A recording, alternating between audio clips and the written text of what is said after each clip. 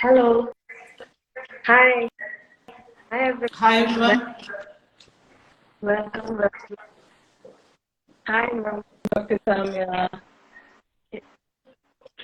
Hi. So, welcome.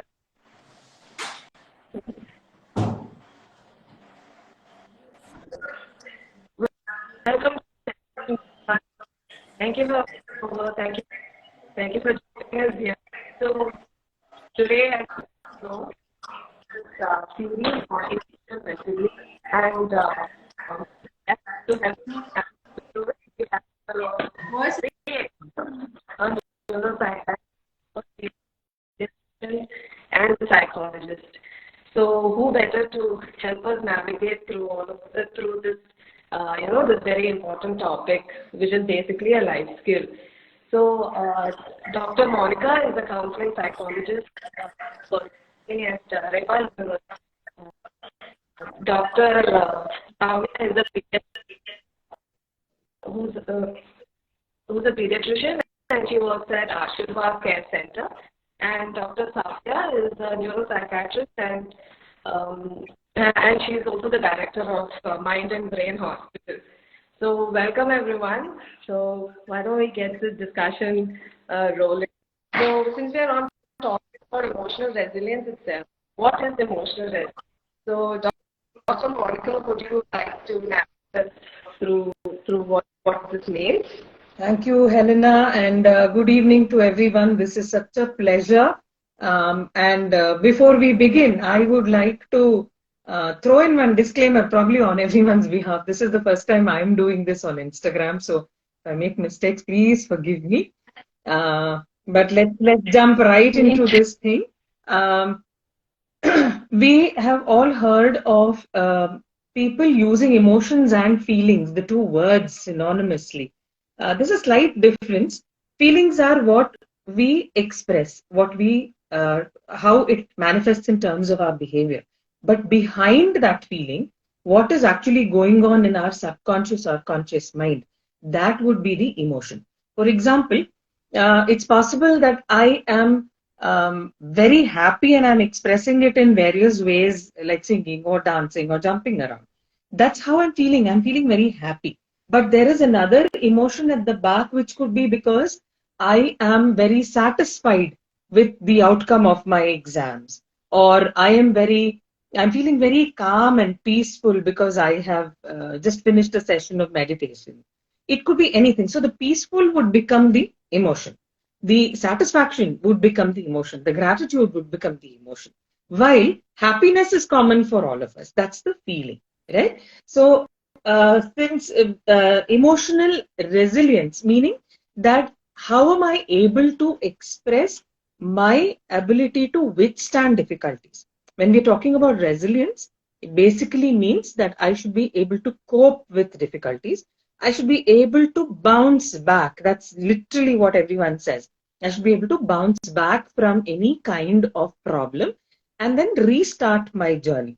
Go back again and start doing something that I had started, had a pitfall, had a break, but now I've restarted. That is called resilience, my ability to do that. So when we are saying emotional resilience, one of the key things that is very essential for us to express our ability to withstand stressful situations, overcome stressful situations, is the ability to say no. And That is one of the most difficult things. I know a lot of us just don't know how to say no, and we end up doing a whole lot of work that has nothing to do with us. But look at it, look at the way we've grown up. Culturally, we've been told that we can't refuse our elders. It's impolite to say no to people if it'll be considered back chat, or that you're bad mannered. And we've even been punished for asking innocent questions, or saying no, I can't do this. Maybe genuinely we could not have done it, but we've been punished for it. So we learn over a period of time that it is not okay to say no. It doesn't matter how difficult it is for me. I should not say no to someone else.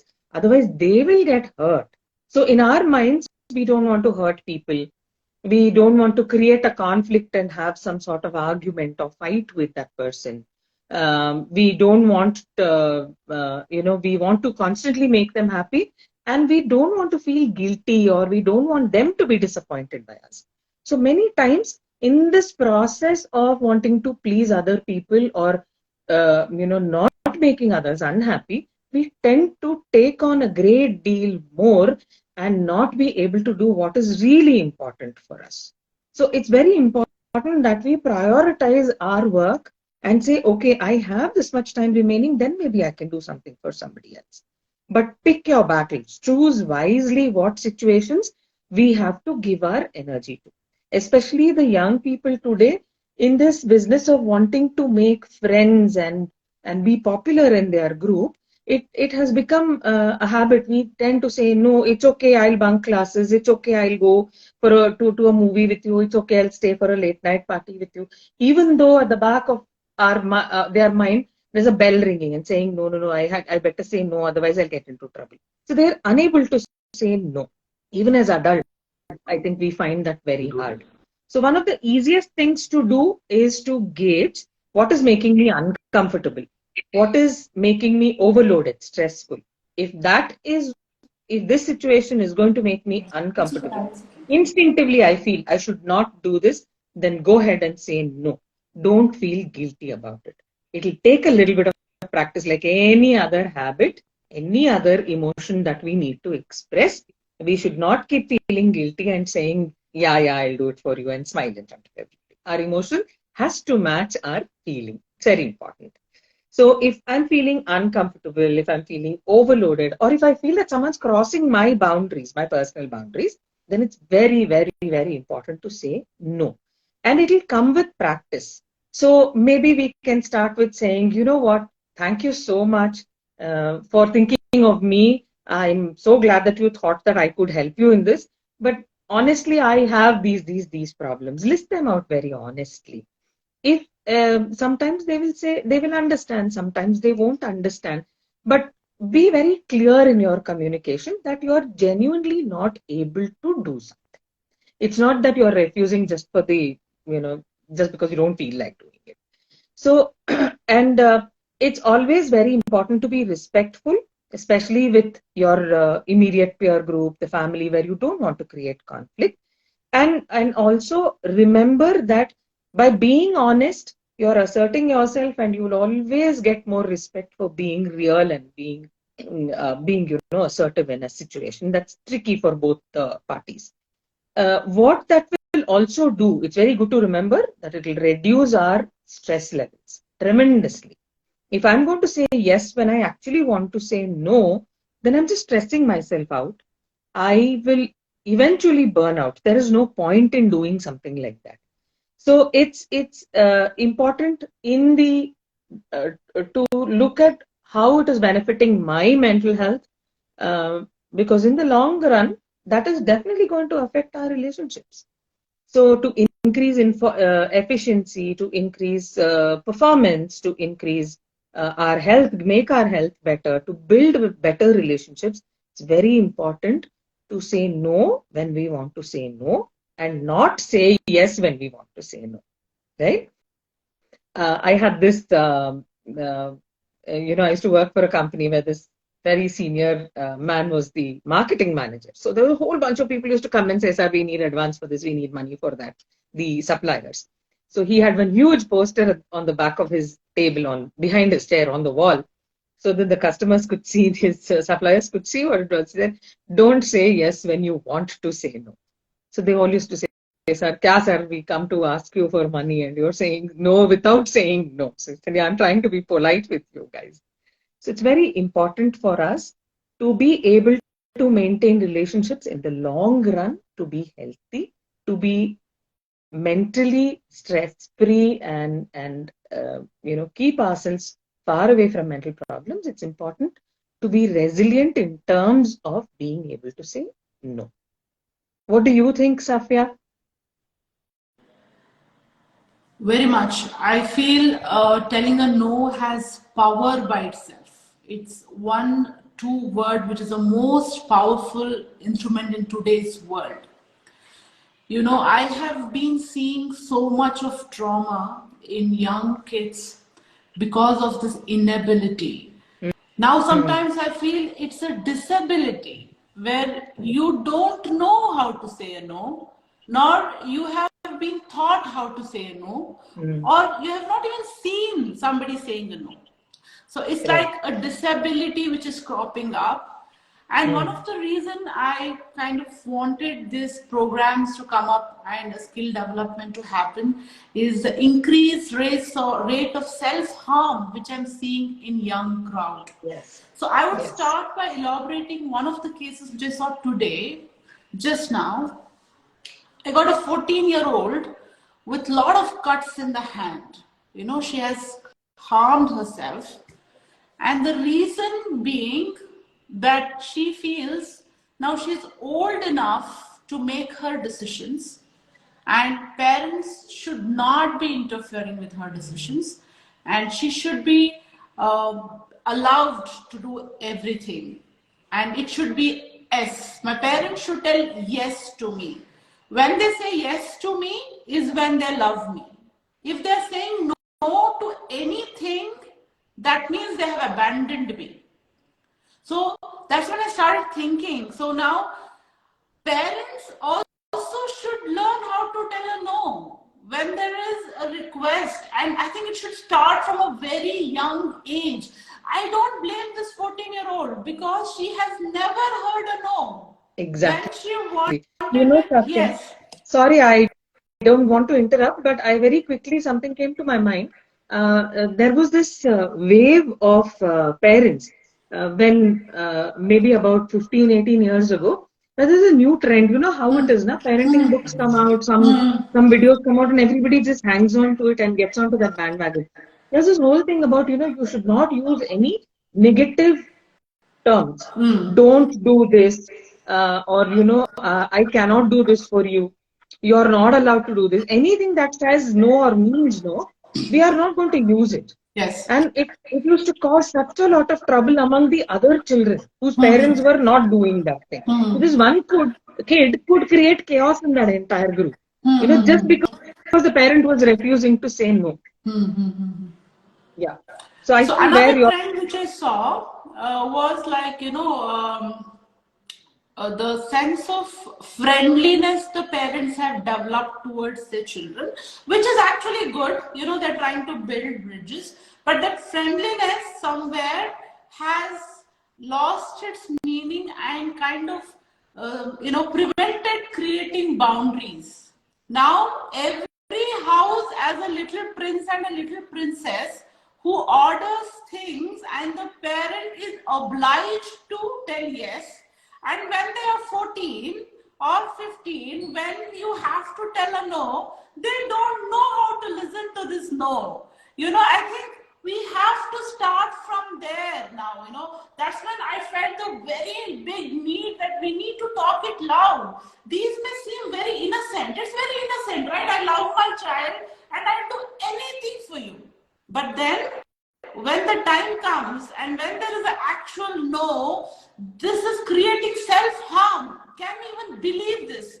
It's unbelievable the way the rate of self-harms have increased. It has just increased so much. And it is happening at a very early age, which we have not seen a decade back. When I started my practice, I never used to see so much of self-harm. Now, 11-year-olds, 12-year-olds are coming with self-harms, and it is, I think, somewhere we feel that something is failing something as an ecosystem is failing, and we all need to hold hands as a mental health professionals, teachers, parents, students, schools. All of us should hold hands to see what is missing and where is a missing link that we can fill it up.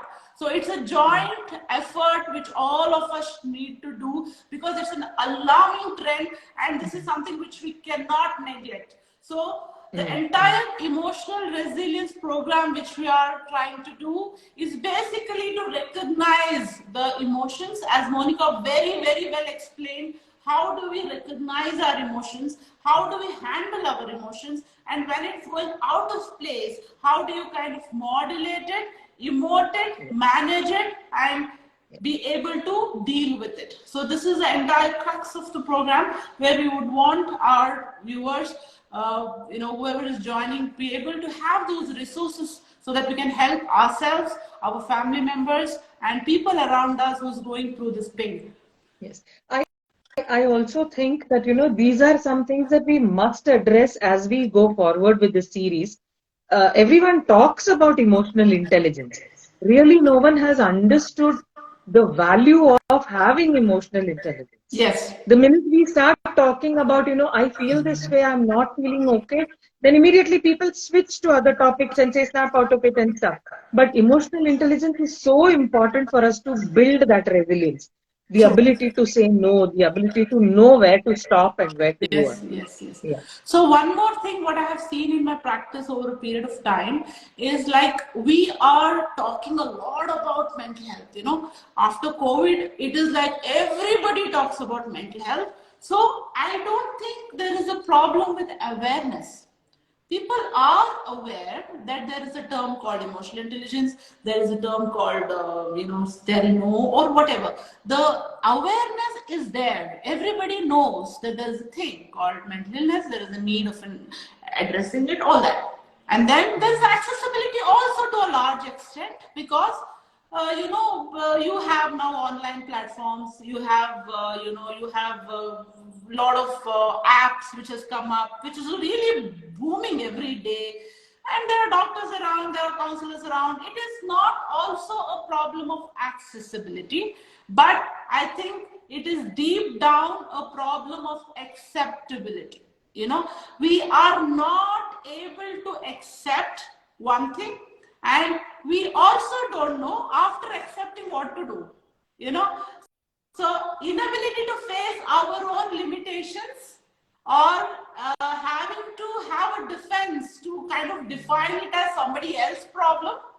I think there is something which we need to tease it further and then make people realize, okay, now let's face it.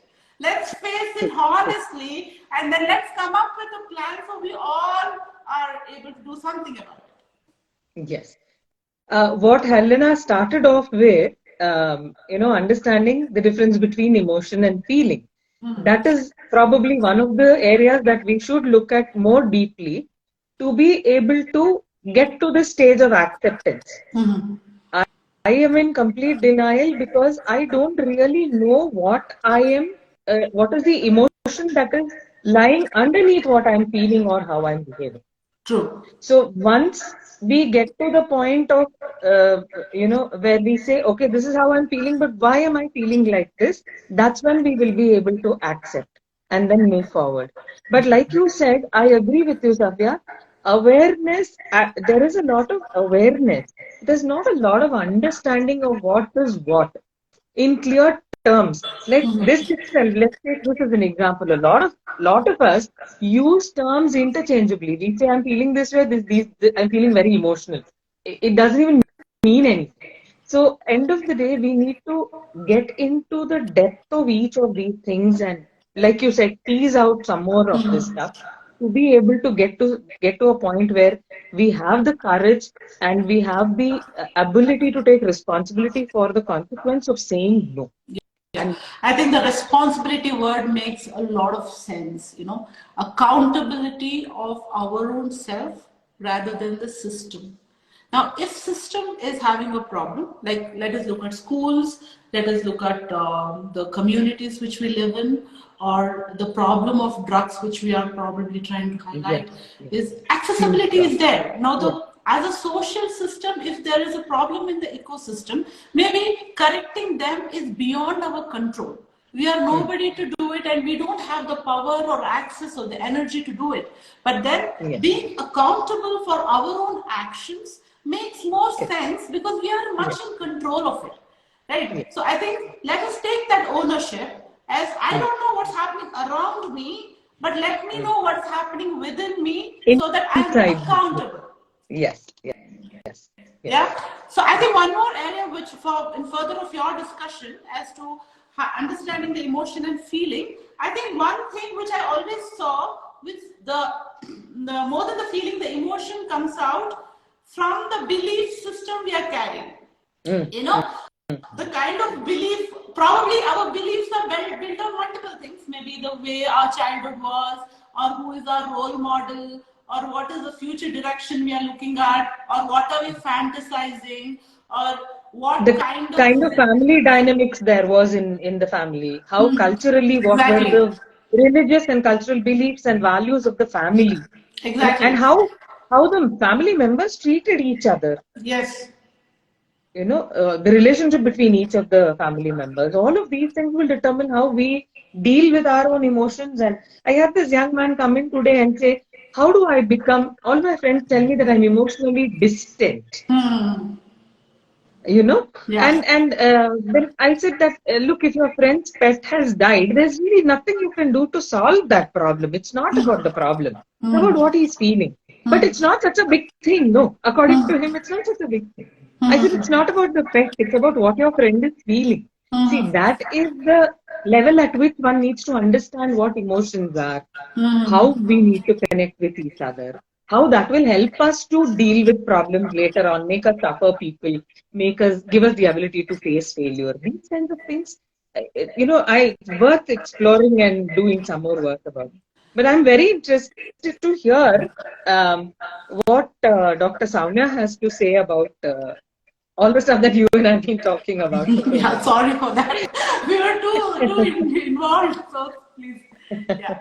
Because I'm sure she has some very insightful stuff to say about what the very stark negative consequences are of when we don't have enough resilience in us.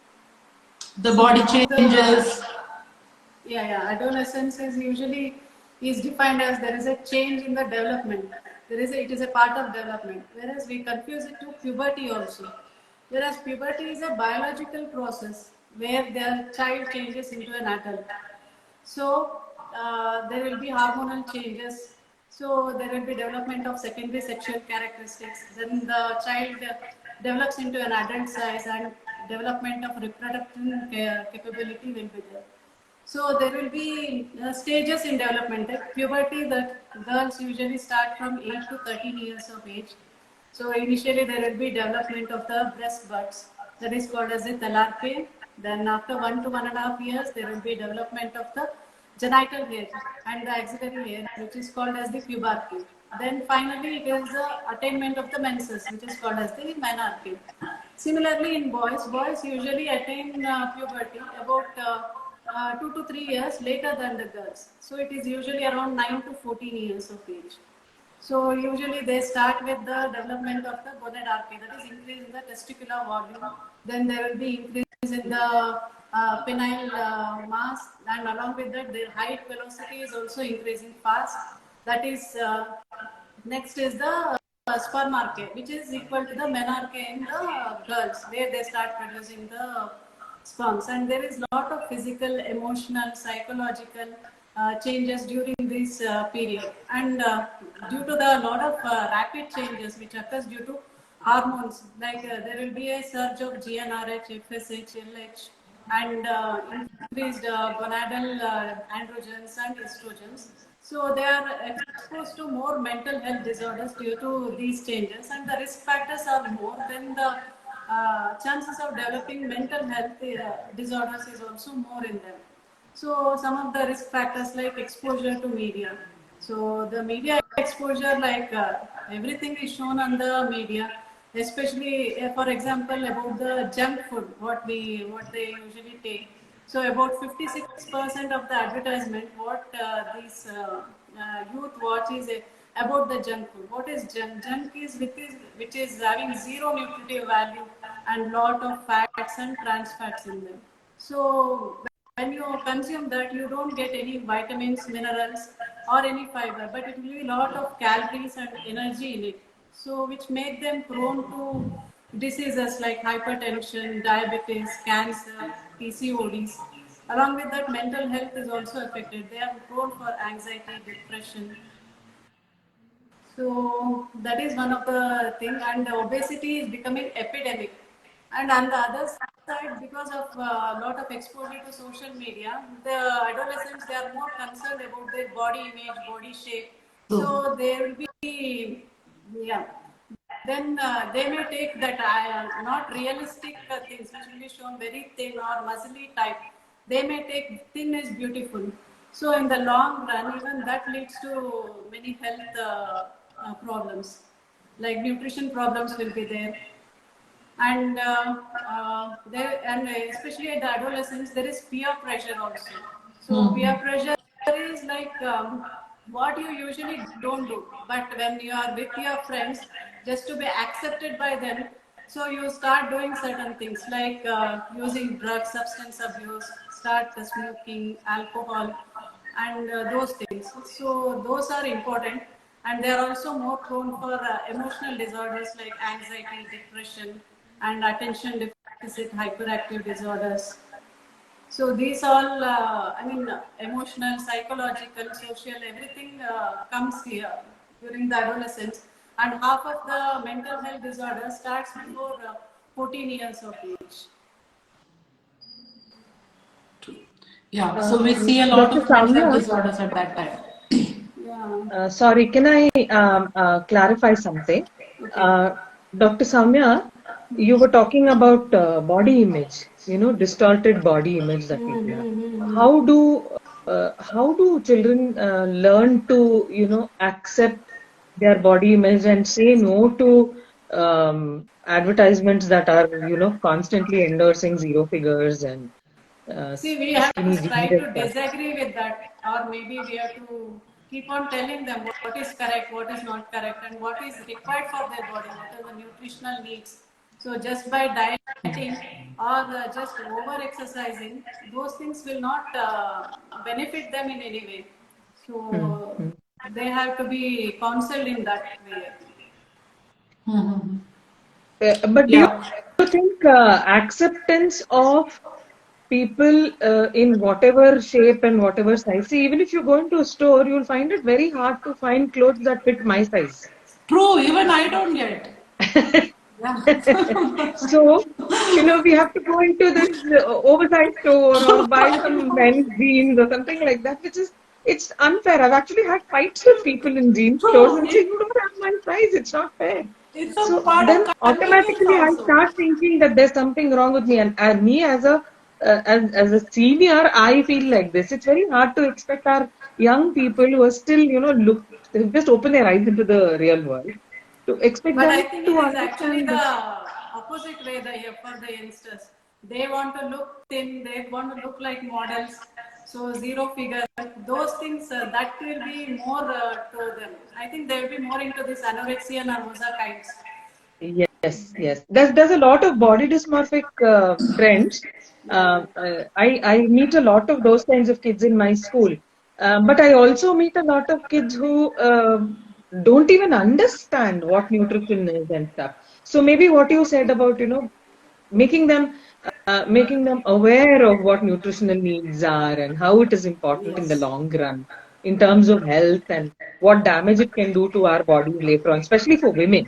It is extremely important that we look after our Especially in the body during this. long run, it's In very the long run, important. we Like make a huge during difference in our hormone system. pregnancy, childbirth, so they face all the And even difficulties. later, it can really cause a lot of depression and anxiety if our Yes, hormones are yes. imbalanced. So maybe that's a good point that Dr. Samya made. It is very useful to talk about nutritional needs and be ability to say no to junk food and kurkure is very important. So another area the young kids or most of the population suffer is with sleep, na? As Mm. far as food Yes, and sleep health, patterns. I think sleep is another area which has a direct impact on the emotions. So that is Yes. something which we also have to regulate. Nowadays, the late nights and everything is so much in fashion, and compromising on sleep with substance and partying or any of Yeah. social medias are so much accepted. I think not having a good enough sleep has an impact on mental health. Not eating well has an impact on mental health. Feeling tired has an impact. Another Regular thing which has exercising an, is, yeah, exercise, Yeah. no movement, no simple things like this, which is Yeah. basics, yes. that itself has an impact. So that is something which we need to look into.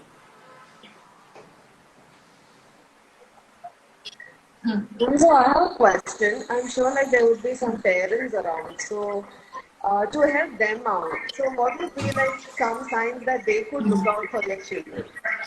Like to see if they are going through a mental health issue or emotional overwhelming experience.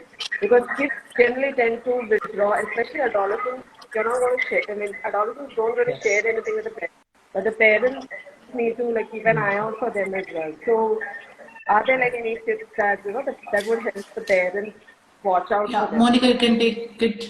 So yeah. You know, with children, I think it's far easier because typically they will start throwing tantrums. You don't give them something, they will automatically start throwing tantrums.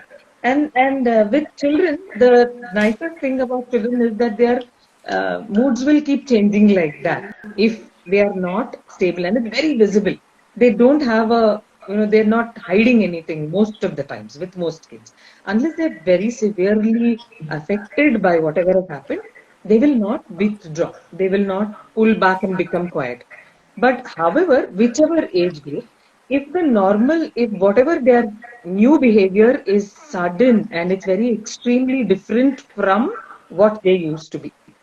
I'm a very gregarious child. I'm very happy all the time, but then suddenly I just withdrawn and I don't want to go to school anymore, or I'm not studying. I'm getting very poor marks. My marks have dropped suddenly.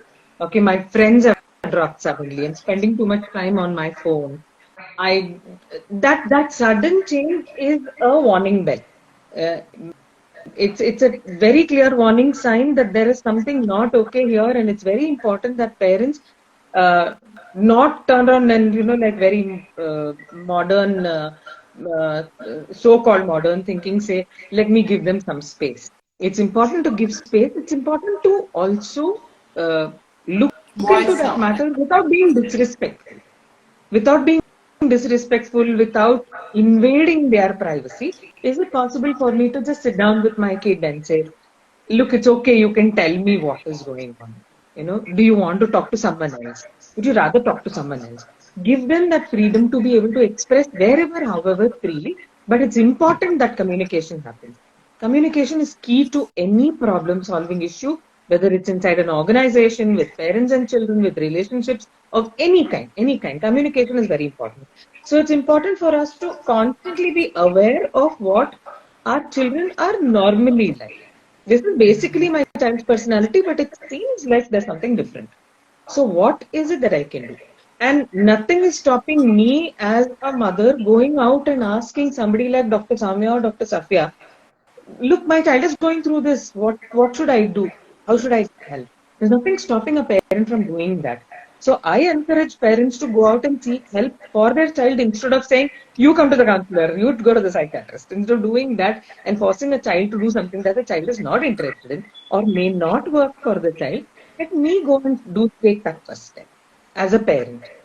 Then we will be empowered with a lot of skills that we can try out on our child. Our child will also see that we are making this effort to help him or her, and then maybe the communication lines will open up.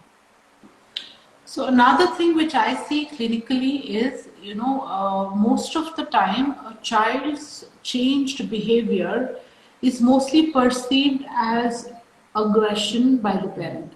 you know, Mm. They feel now he is showing his power or is showing irritability or aggression. It is mostly seen as aggression, so they stop communicating. Now you show aggression, I also show aggression. So it's like that, Yes. It's like That then Usually defines. this the anger from adolescence. both the sides, it kind of breaks the bridge. And then, you're burning the bridge totally. And then Correct. aggression, both the sides increases. Yeah. And Yeah. we come to a point where there is violence. We have seen violence Mm, happen, mm, people mm. hitting each other, and then only they come to us. So the escalation process which happens in the day-to-day setup is something which we need to recognize. When the child is angered or there is a tantrum which is looking like arrogance, also is a warning sign. It Yes. may not be just an adolescence, just an independent thing which they are talking about. It is something which we need to really look deeper and see, are we missing something? Yes. The thing that came to my mind when you just said this, Safia, is we tend to judge the child as a person when we see a Yes. poorly performed activity Yeah. or behavior. Now, if we can learn as parents, if very early on, if we can learn that this is behavior, it is not this person. I do not like the way you behaved. Yeah. I don't like this is wrong. Straight away, you're behaving badly. You're behaving badly, may and saying I don't like the behavior. I disapprove of your behavior. They're two different meanings entirely to the same sentence. Yes, yes, yes. So the So moment, as soon as yeah, we separate the child from the behavior, we've automatically won half the battle yeah, yeah. And that's a skill by itself. there. Not all of us have, and it is to be developed. There has to be some deliberation there, and Yes. it has to happen. And one more thing: the moment the parent shows their aggression, parent may not be aggressive in the sense that they're hitting the child, but they may be like not making an eye contact, not smiling, not giving those additional emotional cushions like a hug or that extra gift or an extra food. So the child sees that as that my parents don't love me anymore. They're rejecting me. I am not needed. Mm. So I need to be, I am abandoned, so might as well I harm myself. So the Mm. pain, the child do not have the enough vocabulary to kind of express it. The moment they are enabled to express their inner emotions, they try to express with their bodies by cutting themselves. So Yeah. I think this is a very important point which we need to recognize. Why do somebody cut themselves to tell their Mm. emotion is because they do not have enough ability to emote it in the right words, because they don't have the skills or the enough knowledge to express the way it has to be expressed so the other party understands. Mm. Sometimes our emotions cannot be quantified. This much is my Yeah. pain. I can't say it. Yeah. I can't say Yeah. 100% or 50. I can't quantify it. So sometimes to Mm. quantify it, we might kind of bleed. We keep bleeding to quantify our emotion. I think Yeah. for stopping that, now we all need to learn how do we communicate so that mutually we are agreeing or understanding what we are feeling. Yeah.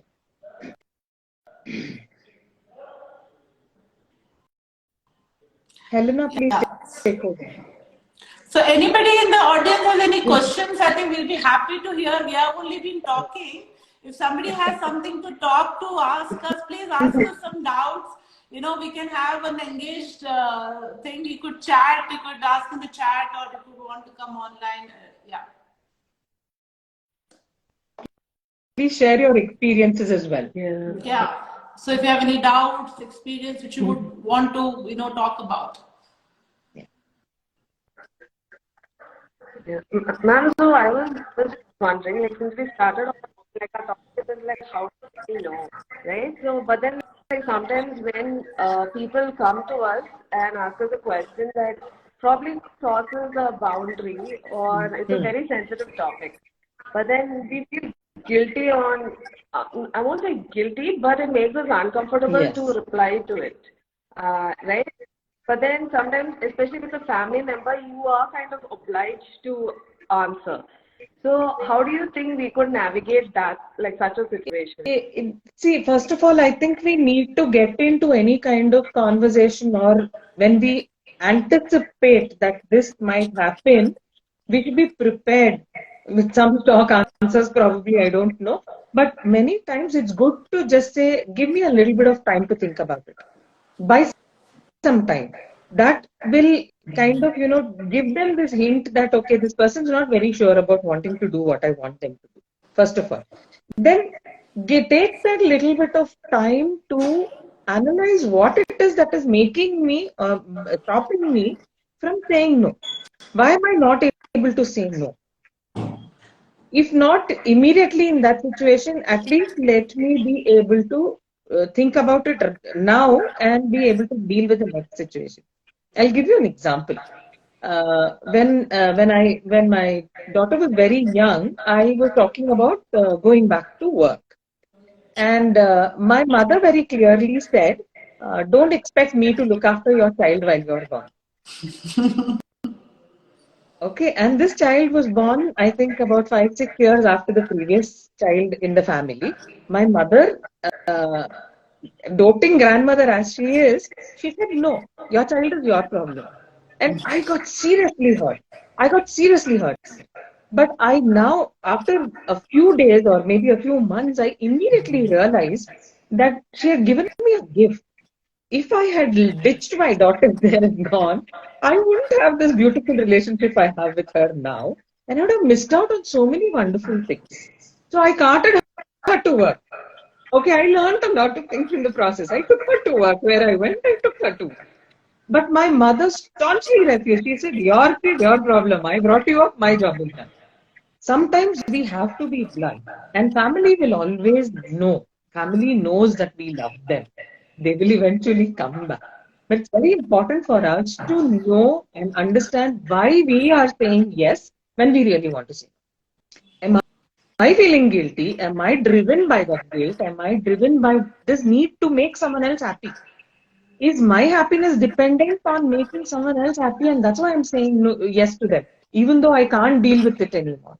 It's very important for us to look inwards. What Dr. Safiya was talking about, understanding ourselves. We can't change the world.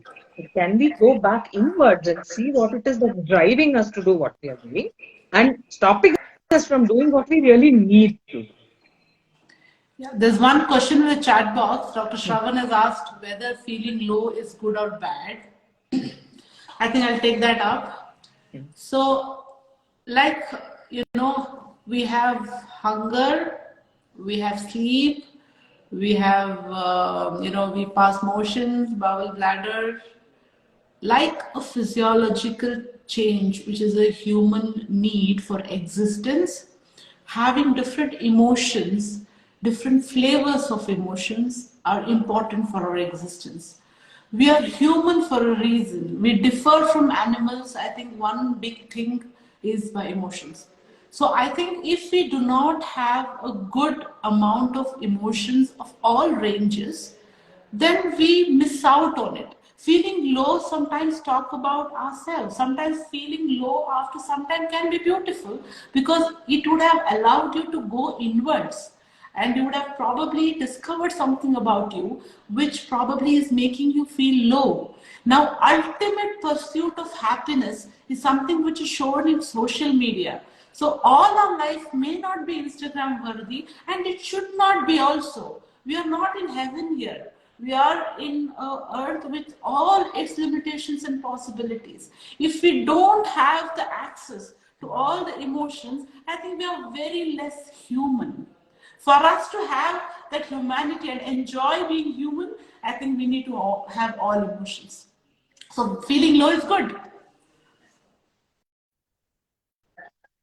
Yeah, How not to that's feel very guilty after interesting saying no. I on think that. Monica can talk about it. Somebody's asking how not to feel guilty. I think she just answered it. I did, yeah. You'll feel guilty. It's okay. It's Feel okay. I think guilty. guilt Like also is like an Safiya emotion. says, No? yeah, it's important. It's important to feel that emotion also. See, when you feel guilty, you get the opportunity. Look at everything as an opportunity. You get an opportunity to think and see, did I do the right thing or did I do the wrong thing? Am I going to repeat this if I feel it's wrong? Feeling guilty reminds us that we are kind people, that we are good people, that we have a good set of values. And that's why we don't like to hurt others. But in the long run, is it benefiting? Is it benefiting the relationship also? You keep saying, like Dr. Safiya was saying, if you keep saying, okay, I don't want to feel guilty, I'm going to keep saying yes, you're going to burn out at some point of time. People are going to throw things at you and expect you to do things, and you'll be a pushover. You'll be a complete pushover if you don't know how to say no. And you'll get taken advantage of everywhere, and it's a very, very important thing to go ahead and feel guilty. It's okay. A couple of times you'll feel that way. After that, you'll be all right. Yes, definitely. So I love one of the statements which is made. See an opportunity in every calamity. Whatever is a calamity, whichever extent, let us see an opportunity. If we kind of learn this, then we will not be scared of a calamity. We will have the vision or an ability to see an opportunity which will keep us going. So guilt, regret, past, all of us will not haunt us anymore, because we somehow have found out that we can see an opportunity. There's one question in the chat box which is asking, how do I express to others that I am low? So Monica will take it.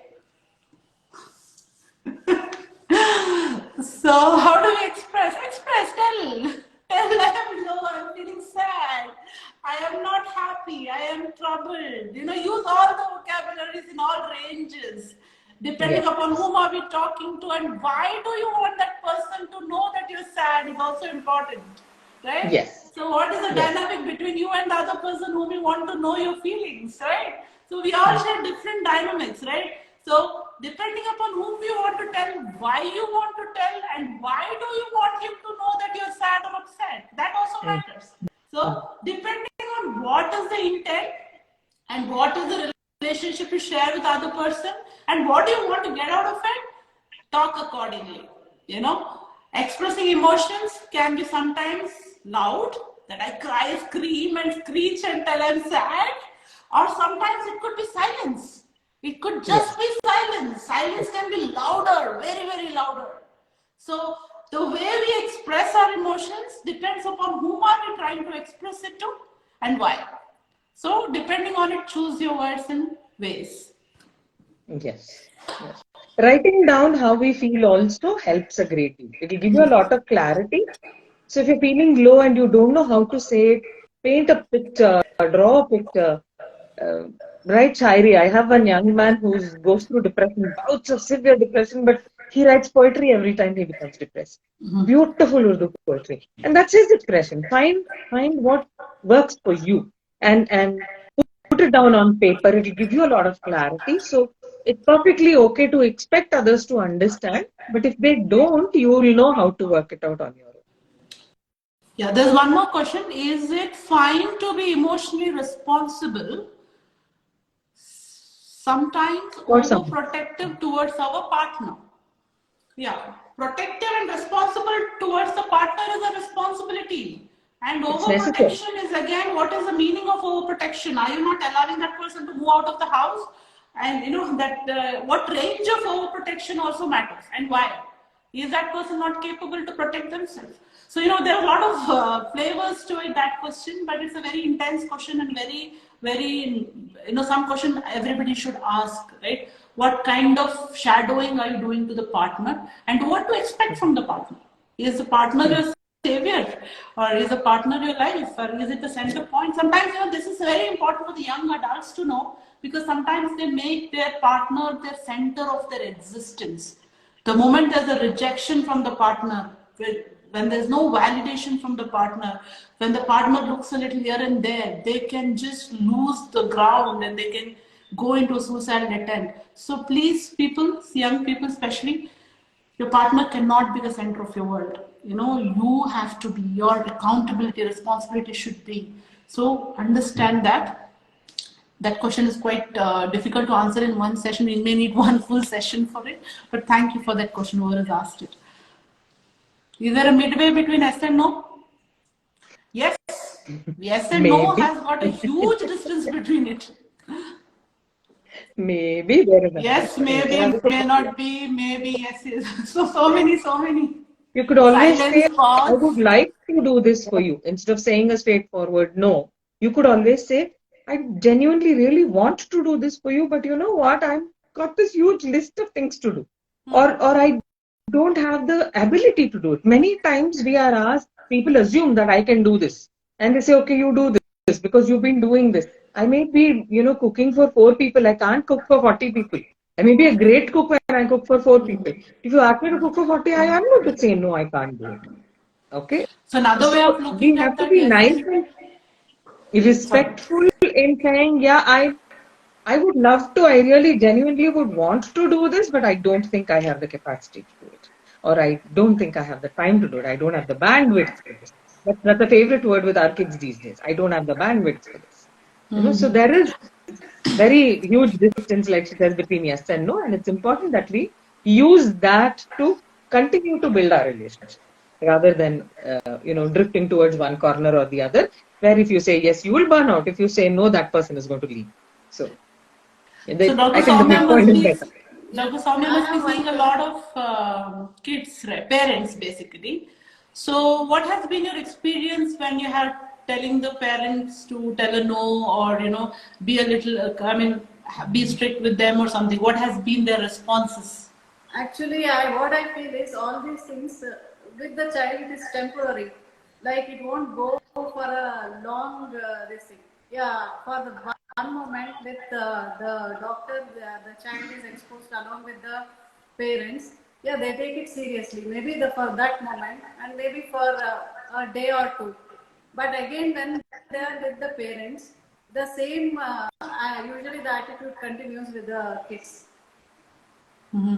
So then how do you tell the parents to kind of be consistent with their efforts? They actually, parents do the effort, but it is the kids, I don't know, even I am confused about that. And even I have that question, what to do. Because usually the children tend to take parents for granted. So they don't take it, especially the mother is usually, whatever she says, it is not, it goes in 1 year and comes out, or it won't enter the year also. The same thing the other person said, like doctor or whoever, they take it little seriously. That is what I have noticed. So what I have seen in the practice is parents who have been successful are people who have been better role models.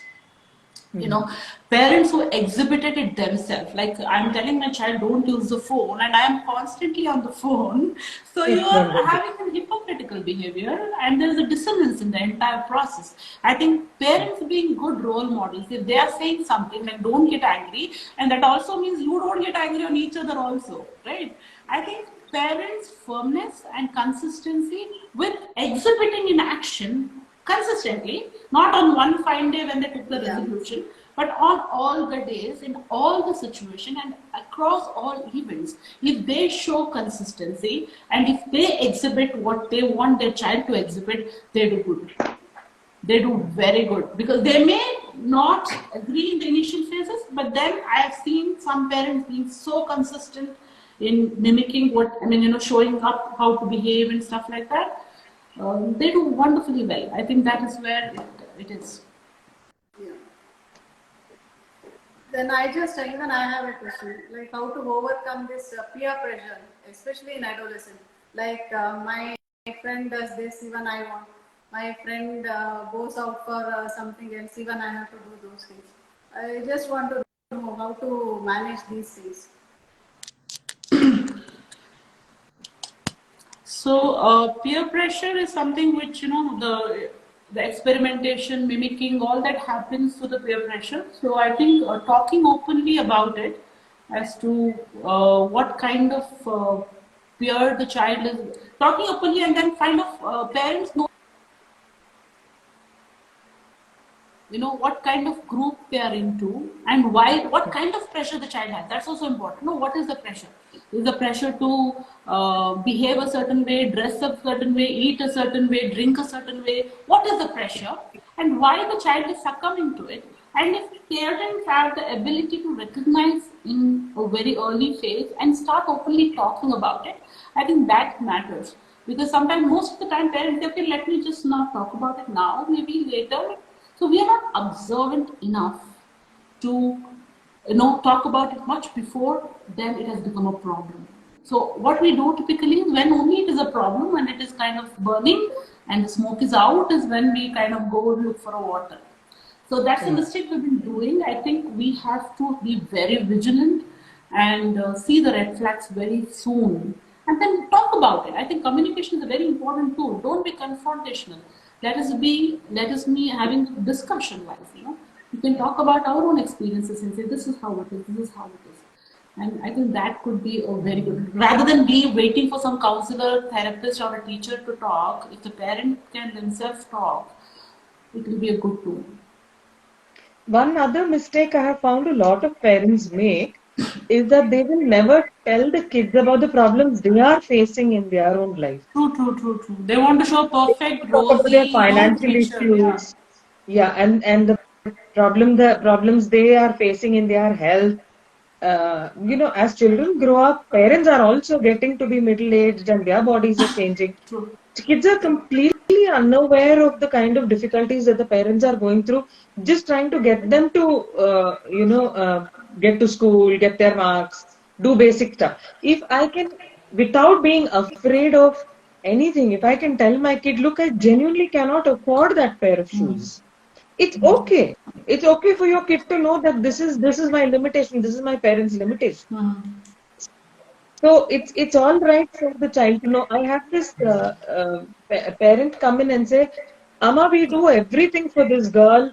I sell flowers in the evening. I go to the city market in the morning, pick up, flowers that are buds that are there in wholesale, then come back, spend the whole afternoon, tie it up, and then sell it in the evening, and then come back home late.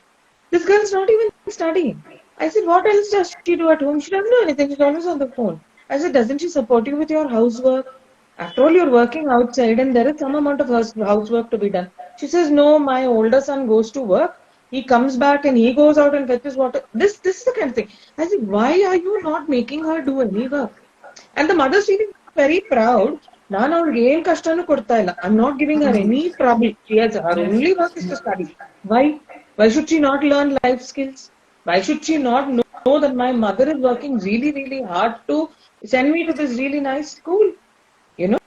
Another aspect of the same thing. Yeah, sorry. So another aspect of the same issue is we portray ourselves as divine in front of children. We are there for you. Like you just ask me and I'll give it to you. That kind of an attitude, we show that we are immortal and we can provide you with anything. You just have to be happy. So that attitude is there, which builds up over a period of time. And when the reality strikes, the child is not prepared for the reality. Yeah. So somewhere we have masked it so well until they become adults. We are only developed an incapable adult who does not know the reality, who thinks outside world is also as fancy as this house was, and everybody is just waiting to help them. They just don't know how to deal with reality. So exhibiting our limitations and problems in front of them is absolutely necessary. That's life. We are not living in heavens. We are living on this earth, which is becoming more and more complicated. So let us them see the reality. Their world should not be which is glaring in Instagram. It is in our homes. If the disparity is met, I think we have done our job. Yes. So what very unfortunately, we are already hit the 1 hour. So we'll be continuing this in the next couple of weeks. So we should definitely and see what we can get from the comment. Is that like they are already enjoying. So I hope that they found it like that they did find it useful. So thanks. Helena, is it possible for our viewers to send in questions to the hospital Instagram account so that we could maybe keep the ball rolling and continue to answer them? Is that possible?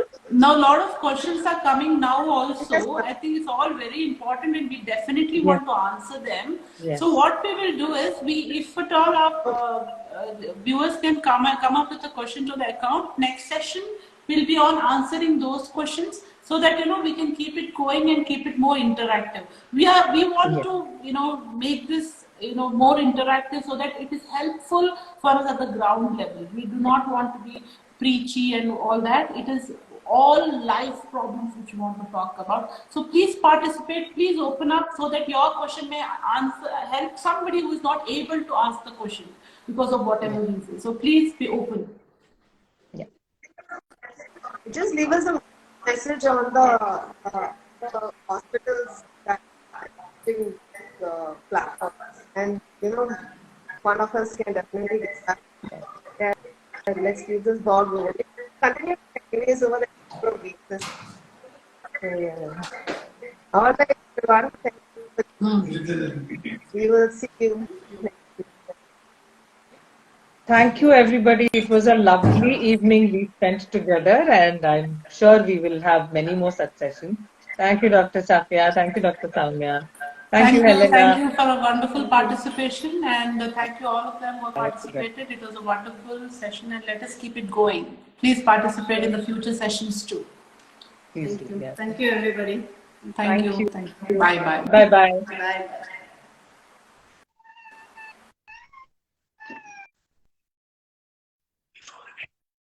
You should make sure.